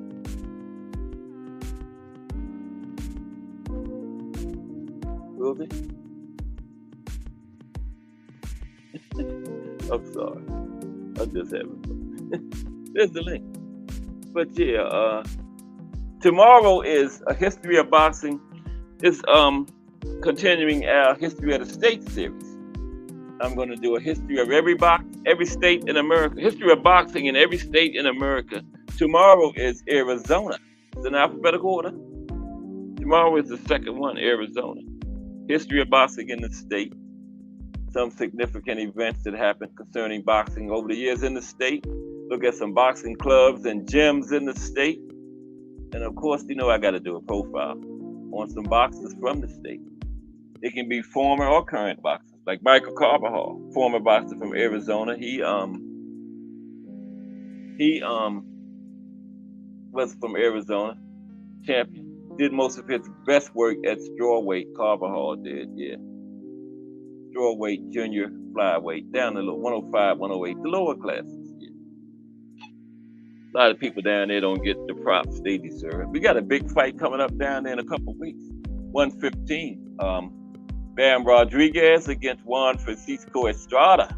That's going to be a big one. Bam been in that division before. I think he had that belt they going up before. He had one belt at 115. And yeah, that's June 29th. Next weekend, not this weekend, next weekend. I couldn't find anything. Yeah, he had pop. You talking about Carvajal, right? T Hill, yeah. Now, I couldn't find anything for Saturday. We got a Friday night fight, but I couldn't find anything for Saturday. Damn. Yeah. Nothing from Eddie Hearn. They usually always had something over there in the UK or in that area. Scotland, Wales, England. But I couldn't find anything. But we got Friday Night Fighting, and we got a card tonight, Pro Box. Let me see if I can find something for you on Pro Box while we're waiting. Just Do Boxing coming up next. The voice of the street. We got everything in the JBT. Anything you want in the JBT. We got a fashion show. We got a boxing hangout where you just hang out and talk boxing. A history show. We got the man with his voice to the streets. Tell you everything going on in boxing right now. We got the Mighty Rise podcast, one of the biggest channels in these YouTube streets. We got Casual's Corner, where fights, Ed McQueen, Thomas Hill, where fights are broke. You'll never hear fights broken down like that. You haven't watched the fight until after you watch the Casual's Corner breakdown. Okay, them guys, man. Ed McQueen, Thomas Hill. They break a fight down. I refuse to talk boxing with them because I don't know what I'm talking about talking with them guys. I just let them talk. Okay? Notice that I'm linking up on their channel. I just let them talk. But yeah, all that is JBT though. All of it. And then we got BN Boxing News. BVO Boxing TV just joined. Oh, you backstage? Damn. I'm running my mouth. I'm sorry, I didn't even know. Let me see if I can get you up here. My bad. Sorry about that. Damn, BVO. It didn't even notify me you was backstage. Look at all these people backstage. God damn. Oh, wait a minute now. Bear with me for a minute. I'm on my phone. Old school, are you up here?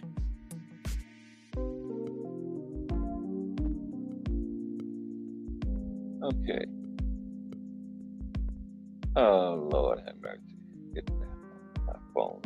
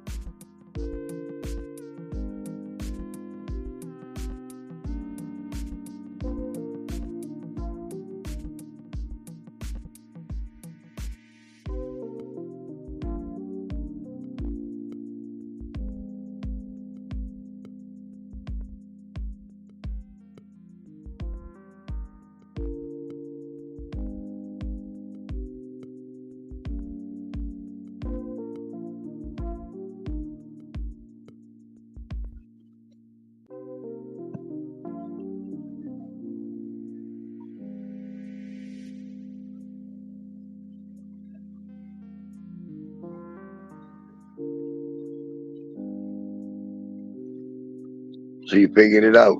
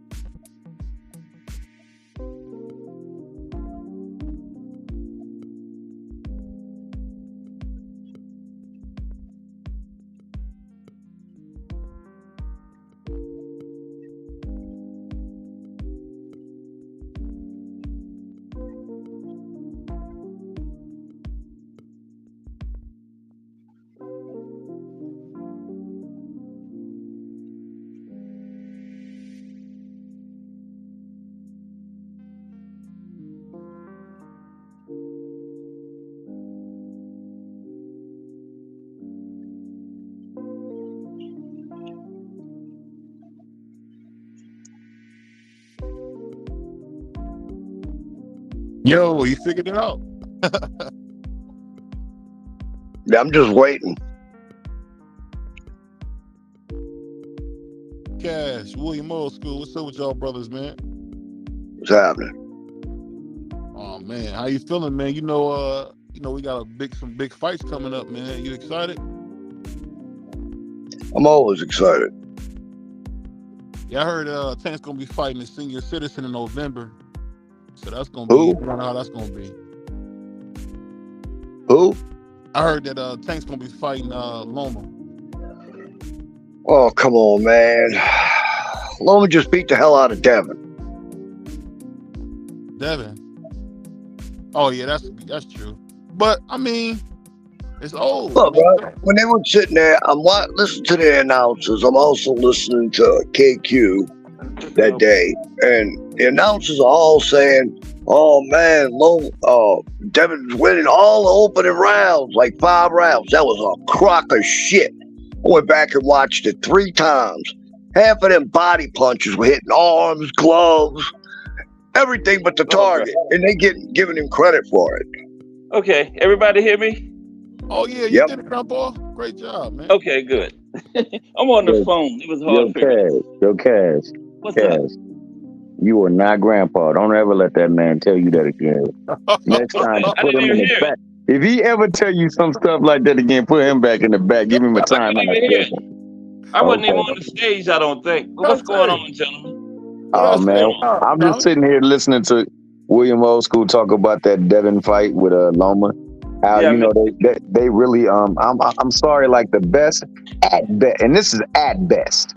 At best, Devin could have hoped for was a draw. If they would have gave him rounds that I still thought Loma won.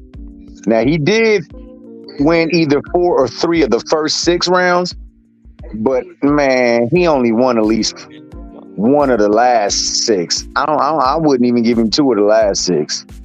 I had him winning 3 of the first 5. Is what I had Devin winning, 3 of the first 5. What about 6? I thought he clearly won 6. I can't remember. I thought I had 6 as a swing. Yeah. Okay. Swing round, man. Yeah. And the thing that was so funny, he almost stopped him. 11th round, he almost stopped Devin. That was crazy. Mm-hmm. Yeah, Loma did his best work late. I thought 7, 8, 9, 10, and 11 all went to Loma. Yeah. One thing that always pops into my head was what Devin said. He's got me figured out, Dad. Yeah. Yeah. And then the look at the end of the fight, the look at like okay, say for instance, we gonna juxtapose it with the press conference after the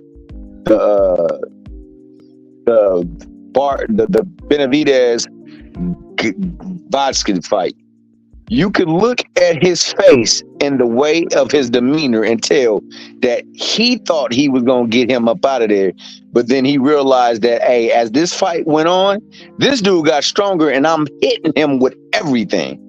Yep. So I might not belong up here, man, because if he can do this and he's been on a hiatus, what will Bivol do to me? And better yet, what will better BF do to me? So maybe I'm not really meant to be up here like this. And I'm damn sure not meant to be in no damn heavyweight like they was trying to talk. So the way he was looking, that's how they was looking in that last round after that bell run, man, they looked like they knew they lost. The look of worry and doubt and like, damn, we lost this was all up on their faces. On his daddy face, on his face. Yeah, he was lumped up and everything. You know what I'm saying? And people they got the decision. Yo, and what you said, William, to say a fighter won it on body shots, how many body shots did he land?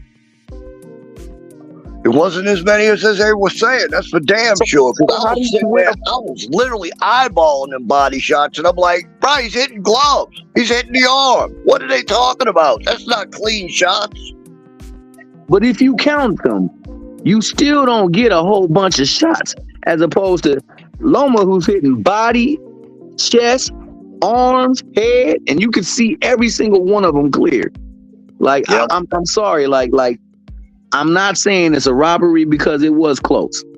Right. Yeah. But if you're gonna give Dev anything, then you give him a draw, dog. I thought that when you have a fighter who won consecutive rounds, and Devin only won maybe 2 consecutive rounds, this man won at least 4 consecutive rounds. Yeah.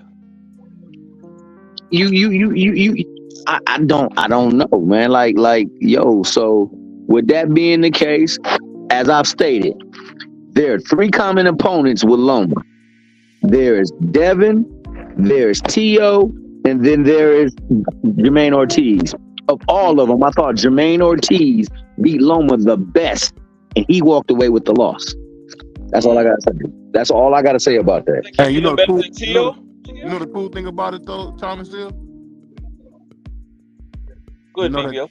No. Before BBO speak, yeah, I thought Jermaine Ortiz, then Tio, then Devin. That's how they all fared against Loma, and none of them made Loma look like light work. Loma dominated each single fight in the second half of all those 3 fights. It's just that I thought Loma was much healthier against Ortiz. I didn't think he was healthy against Tio, and Tio took advantage of it. And Loma didn't start throwing punches until round 7. Oh my God! I'm serious. Yeah. Yeah. So that's not true. That's not true. BBO, that's not true. That nigga didn't throw no punches. He threw punches in. He threw punches in first, second, third, fourth, 5, 6 rounds. No, he didn't start throwing to the 6th, 7th round. Okay. So he can't win those rounds. He clearly gonna lose those rounds. Yeah. Especially if you're saying Tank is always losing fights until he knocks people out, then you definitely can't give him them rounds. But at the 7, 8, 9, I'm not saying you did, but 7, most people do say it though. 7, 8, 9, 10, and 11. Oh, he was putting the paws on Tio.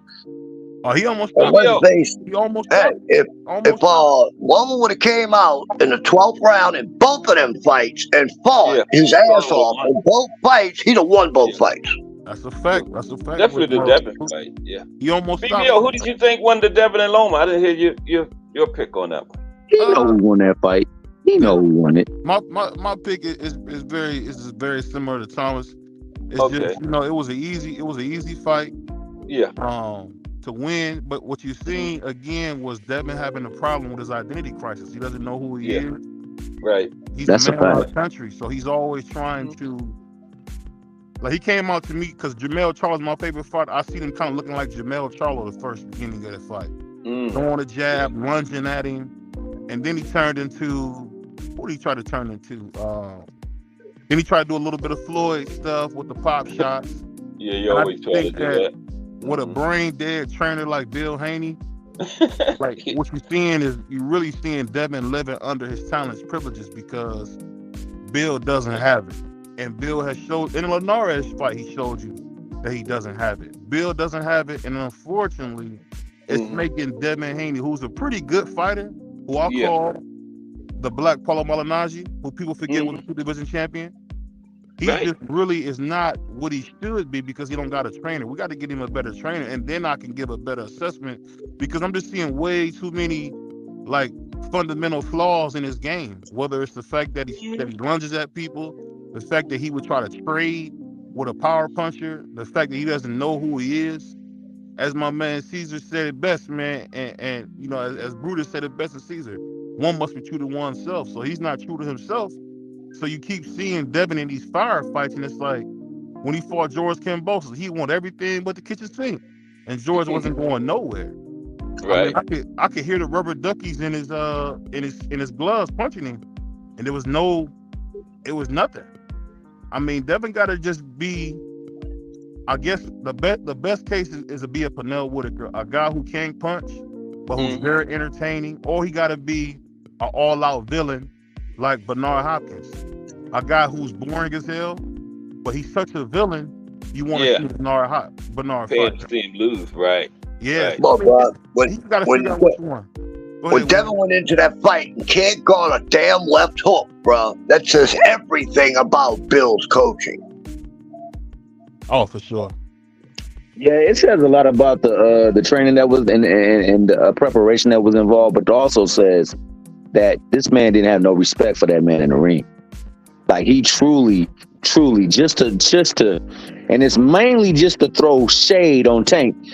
He really believed this dude was not what he should have known he was because he had battles against him before. Like if Ryan got 26 fights, and of his 26 fights, like 24 of them were knockouts, and you can't take him lightly. No. Cause everybody gets pretty much put down. And if you go in there thinking that he's just some soft, easy work, you're gonna become easy work, and unfortunately that's what happens. Yep. Right, you know how bad that statement looks? Devin saying, I'm going to take off the next 2 years and come back when Ryan's off suspension. Do you know how bad? Let's take your ball and go home, little kid talk. Facts, but say how bad it really is, though, William, because it's multi-layered. That thing is laced. That statement right there is laced with so many things that you could point to Devin on.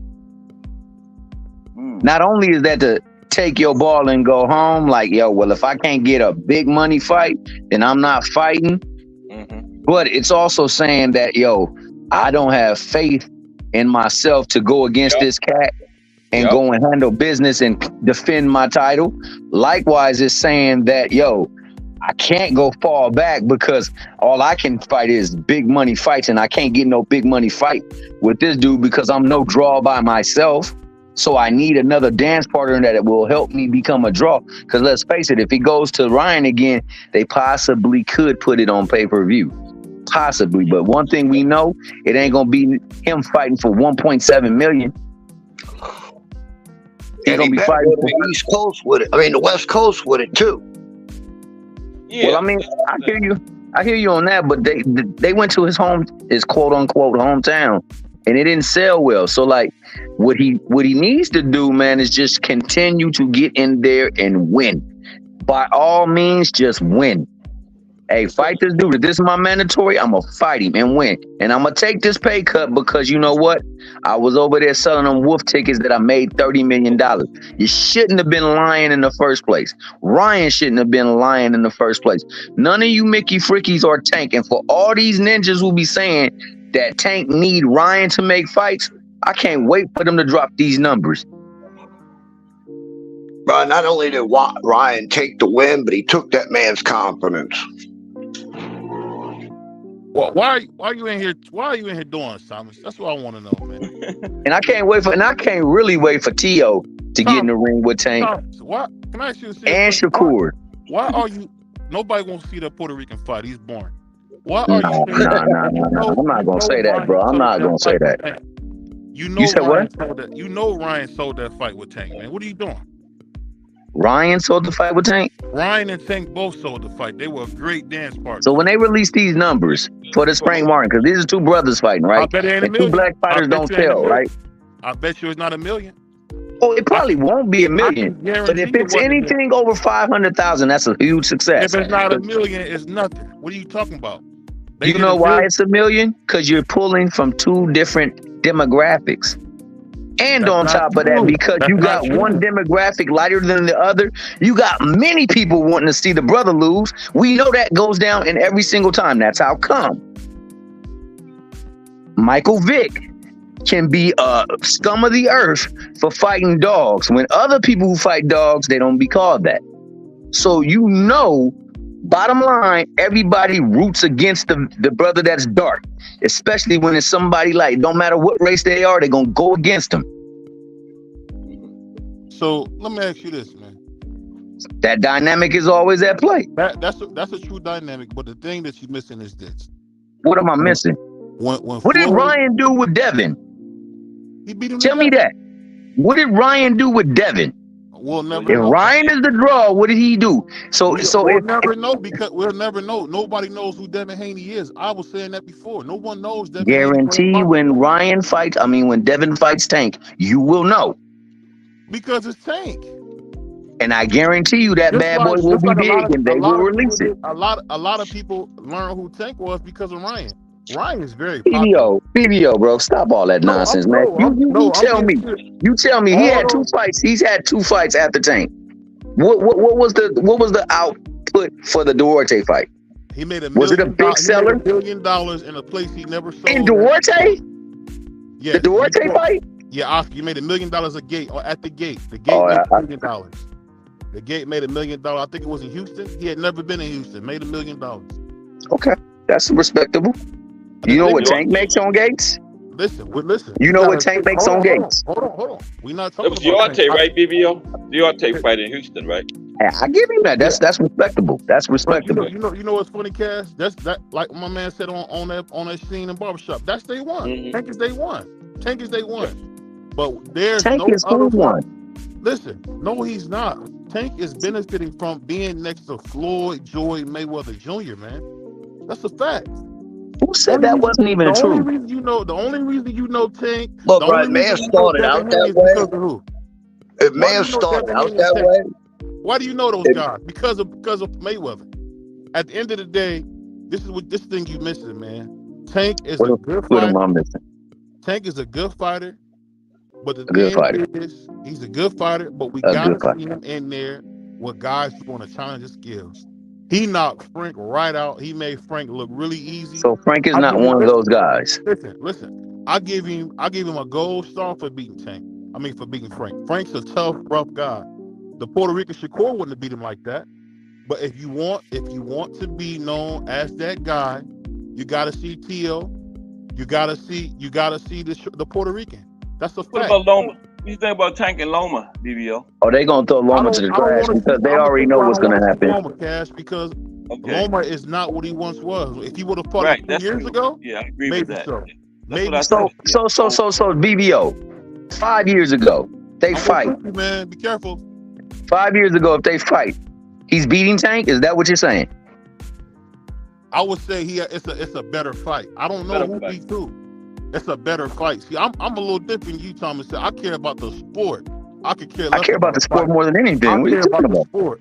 The sport tells me that if Tank Davis would have grew a pair of nuts and fought Loma back then, it would have been a better fight. Now all Tank's gonna do is knock him out.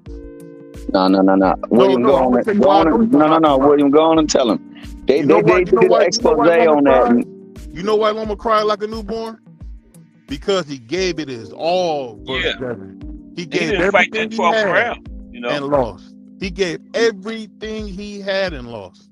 Well, what I'm saying given everything he had, he's not going to lose against Tank. He's getting freaking knocked out. And ain't nobody did Loma like that. Not even your boy, the great T.O. T.O. was getting his tail whooped second half of this. There will be no point in time. Hold on. Loma kick everybody's tail. You know what you talking about. Loma kick everybody's tail. He's not kicking Tank's tail. So let's see if he kicks Tank's tail. He kicks He's not going to kick Tank's tail. He going to kick Tank's tail. I guarantee he coming second half of that fight. Coming second half of that fight. If that fight goes the distance, I'm going to tell you this. That fight is not going the distance, bro. Come on. I'll put it like this. He won't get a lot of those sloppy shots that he got against Frank. Those won't go down. You won't back Loma into the ropes like that. Loma has a brain. You won't do it. Loma's going to keep him in the shit of the ring. Did Devin not back Loma into the ropes? He was doing a lot of pushing into the ropes. But did he put him into the ropes though? That's all I want to know. I don't think he did a good job of it because no, he didn't do a great job of it. No, you're right about that. But did he do it though? Right out. Did he do it though? Thomas, okay, William, you saw the fight. Did he? Man, I'll cook you, man. I'll definitely cook William. Be real. This is what I do. Look, man. Loma does not fight good off the back foot. Tank knows this. He's not stupid. His IQ is top notch. He's gonna put Loma on the back foot, bruh. And when Loma tries to jump in like he always does in all of his fights, Tank is gonna time him and catch him, bruh. He's going down. It's just that simple. There's a movie, William Olson. I don't know if you've ever seen it. It's called Coming to America. And the great General Jones said it best. Who told you that? Who told you that? Who told you that? No one I got told eyes, you that. bro. No one told you that. Nobody that Tank is for, other than Leo Santa Cruz, has really shown you anything when it comes to him. Frank had a good couple moments that people want to get crazy about, but guess what? Frank did what he always do. He was unfocused and he got his ass kicked. How many times has Derek James told Frank Martin to be focused, stay focused, stop going brain dead? And he went brain dead against the wrong guy. What did he do? He turned around. He got hit with that uppercut, almost slept him. And then we know what happened. He went right to bed. Well, look, Frank got hit with them body shots, dude. Frank knew he better not take his hand off the fucking phone, because if he did, he was getting knocked out. So in the meantime, Tank was tearing that body up, bro. That's why Frank went into the ropes. He had no choice. He was getting beat the fuck up. Hey, William, he said Devin remind him of. He won't do that to Shakur, and he won't do that to Tio. Oh, we can't wait to see that. We can't wait to see that. And you know what's funny? When Tio kick his ass, Thomas, oh my God, I can't wait to see you first. It ain't gonna happen. Hey, you ain't gotta wait, nigga. I will call you. If that happens, you will be the first. The moment that happens in the fight, I will call you and tell you I was wrong. You will never receive that call, because by rounds 5 through 7, that Mickey Freaky's getting knocked out. Tio's defense sucks. Tio is gonna kick his ass, man. Okay.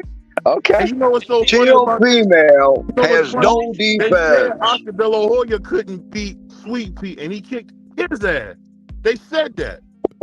Are you? Oh no! Come on, BBO. You saying that Oscar beat history, baby? You saying Oscar beat Sweet Pea's butt? He won. Okay, yeah, but so did Kambosos over Maxie Hughes. Did Maxie Hughes lose that fight? Nope. I don't know why you trying to use the off-brand. I'm talking about great. I can give you Loma over Devin. Did Loma really lose that fight? Well, you know what happened? You know what happened to Loma? They always give it to the younger guy. They always do that. They did it with Oscar. Did he lose the fight? I want to know what you saw in the ring, because that's what William said. I know what I see. What you see?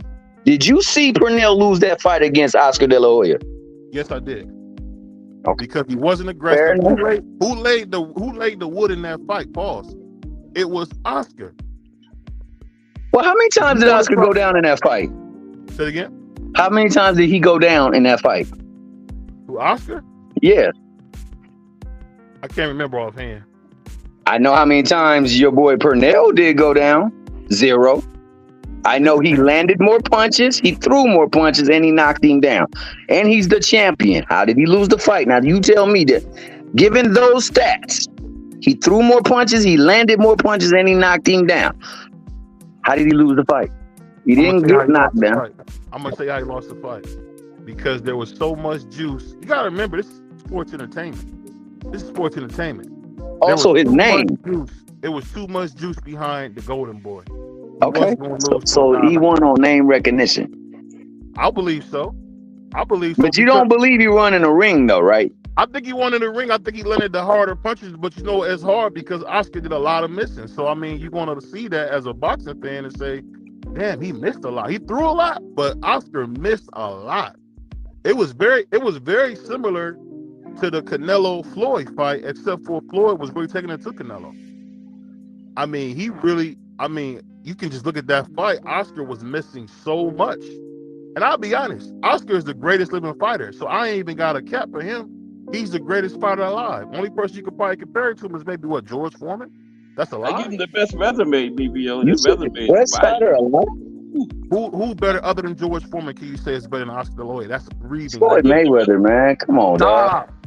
Stop. Are we talking about living or not living? Floyd is a product of Al Heyman. Everybody that's with Al Heyman blows up. Michael Jackson, Luther Vandross, Floyd Mayweather, Tank Davis. I give Al Heyman all that credit. I don't know how you guys don't see Al Heyman as the master marketer. All of a sudden, the kid who was a sparring partner for Devin Haney is the biggest dude in the world. Because of who? Al Heyman, man. From Cleveland. Al Heyman makes stars, man. Who is that, BBO? Devin Haney. Who? You said who? You said who? Yeah, who was that you talking about? Devin Haney's sparring partner? Who's that? Oh, I was saying Tank Davis. Oh, Tank. Oh, okay. He went from Buddy, sparring man. with Devin Haney, making a famous video, to becoming the biggest cat in the world because he's with Al Heyman. You guys don't understand, man. It's a show that you're getting caught up in. T.O. do nothing but kick ass, man. Like Floyd Mayweather used Like to. you did against my man, that's Devin Haney. Dad, do I still got it? You call that kicking ass? Hold on. Banto and Martin. Hold on. Did my man have to tell Sugar Ray Leonard, you're blowing it, kid. You're blowing it. You gotta have some people need a little extra motivation, man. It's okay. You remember when Mike Tyson said he wanted to quit after he lost to Buster Douglas? Said he wanted to quit. He never wanted to fight again. At the end of the day, you cannot count one moment where a guy had a little self-doubt and say, you know what, that's him now. Everybody has a bad moment. And the next time T.O. loses, which will be soon, he will have that same self-doubt. It'll be right back. Guess what, William? Let me tell you a secret, man. If he loses, so what? Muhammad lost 5 times. He's no Muhammad Ali. Come on, man. Muhammad lost 5 times. Yeah, but he's no Muhammad Ali. Come on, bro. He ain't gonna fight no opponents that's like that. Hold on. No one can pick. And Ali's a little overrated. Ali is no Joe Louis, bro. So you can stop that right now. Because I still say Joe Louis would have kicked Muhammad Ali's ass. That's me. Hey, Joe Louis said that too, but we had to see. Man, they never got the win, and we could never tell who would have won the fight. But you can tell if you watch the tape. What do you do to Jersey Joe? Oh, you don't know who Jersey Joe is. You know who Jersey Joe is? Jersey Joe Wildcat. Come on, now, I'm a boxer. I don't take nothing for granted. Joe go down in that dang Sandor Martin fight. He also got outlanded and outpunched. How did he win the fight? By who? Martin. Theo, we talking about Joe Boy. He slipped in one of those. He slipped one of those knockdowns. He slipped. He slipped on that punch. He slipped on the punch. Hey, that boy William Old School so funny, man. His voice is so funny. Even when he say something crazy, Friday night. Funny. Y'all brothers are cooking, man. We gotta get ready to cut it though. It's just too bossy. Man, I wish we could go on and on and on. Y'all was cooking that time. Oh, my bad, Cass. My bad. You know, BBO do what BBO do, man. But hey, you know what? Blasphemous, bro. Yeah. No, BBO is a boxing historian who's giving you nothing but the unadulterated truth. Like I said, you've seen what historian where? I gotta go. Bye, Cass. Hey, Cass, thank you for bringing us up. The good thing about what BBO said is that 2 of those opponents that gonna whoop Tank tail gonna get in that ring with Tank, and I can't wait to see it get I tell you still. what I do agree with BBO about. It wasn't much of it, but Joe Louis is the greatest. Not Ali. Okay. I'm not mad at that. Some people say Floyd Patterson was the greatest. Some people say nobody ever said that, bro. No one ever said that. Some people say Henry Armstrong. So you know what? Nobody said Floyd Patterson was the greatest. No, and nobody definitely said Henry Armstrong. Sugar Ray Robinson kicked his ass too. That's what I'm going to say about that. Sugar Ray. That's what I meant to say. Sugar Ray Robinson. You're right. I meant to say Sugar Ray Robinson. Yeah. Yeah. You gotta go back to casual school, man, before you hop on here with BBO, man. Just remember, BBO do this, man. I do this, man. You see, Cash know I do this too. That's why he banned me. But I do this. Oh, no, you up here now. Cash, you banned. You up here. Oh, because that one day he was talking that nonsense. I'll mess with you, man. Because he was talking too much nonsense. That's why. That's all. The executive director got on me for that too. Hey, but he was on PBO side, man. Hey, you gotta bet on black. You gotta remember, I'm the Asiatic black man, the original man sent by God. The Asiatic black man. Yeah. And where's T.O. in that spectrum? Huh? What'd you say, T.O.? I was asking him where's T.O. in that spectrum. He got a fight coming up, don't he? Yeah, with Claggett, with Steve Claggett. Hey, but great show, guys. What is that? It's soon, That's, ain't it? yeah, that's coming up. I think next month, as a matter of fact. Oh, I thought it was just. I think next month they got a lot of fights going on. Yeah. Oh man, July is loaded. Yeah, July is like the 4th of July. It's gonna be fireworks all month. But excellent show. Bam and Julio Cesar and Juan Francisco Estrada next weekend. And that's gonna be a great fight. That is gonna be a great fight. That we gonna finally find out if Bam is the goods. Yeah. Yeah. Cause that dude gonna push him right there. I believe Bam gonna get that, and I think he gonna get him out of there by like round 9 or 10. But it's gonna be tough. It's gonna be tough. Yeah, Juan is a veteran, man. He know his way around that ring. It's gonna be hard to get him up out of there. But I got Bam. I got Bam too. It's gonna be. We got some great fight, man. This year, I never thought that they would top last year. Yeah, I think we done done it. Man, a couple of more fights get made, and it's like the icing is on the cake. Cause so far it's been. We got Earl and Fundora. Remember the big August 3rd card, the rematch, the heavyweight rematch. So yeah. All right then, man. I'm gonna go on and get off so we can transition over to the Voices podcast. Okay. Appreciate you, T Hill and BVO and Old School, the expert panel today on Cast Sports. Appreciate them brothers, man. Lively boxing talk, lively. But we got to get ready to get out of here because it's time for the voice of the streets to take over these YouTube airwaves. But anyway, Legacy Defined, BN Boxing News, Tim Layton, hashtag JBT, Thomas Hill, hashtag JBT, Lonnie Lee, hashtag JBT, BVO Boxing TV, Just Do Boxing, Melanin Queen 27, Hardcore Boxing News, hashtag JBT, Mike Rim, William Old School of Rant, hashtag JBT, Mike Mazik, Azim Shabazz, and Miss Cass, hashtag JBT. And the panel, Thomas Hill, William Old School of Rant, and BVO Boxing TV. What a discussion. Appreciate you, gentlemen. 1000%. And it's time for the voice, probably already in progress. So let me get out of here. Appreciate everybody. And don't forget tomorrow, History of Boxing in Arizona. Everybody have a great day. Cast Sports. I'm out.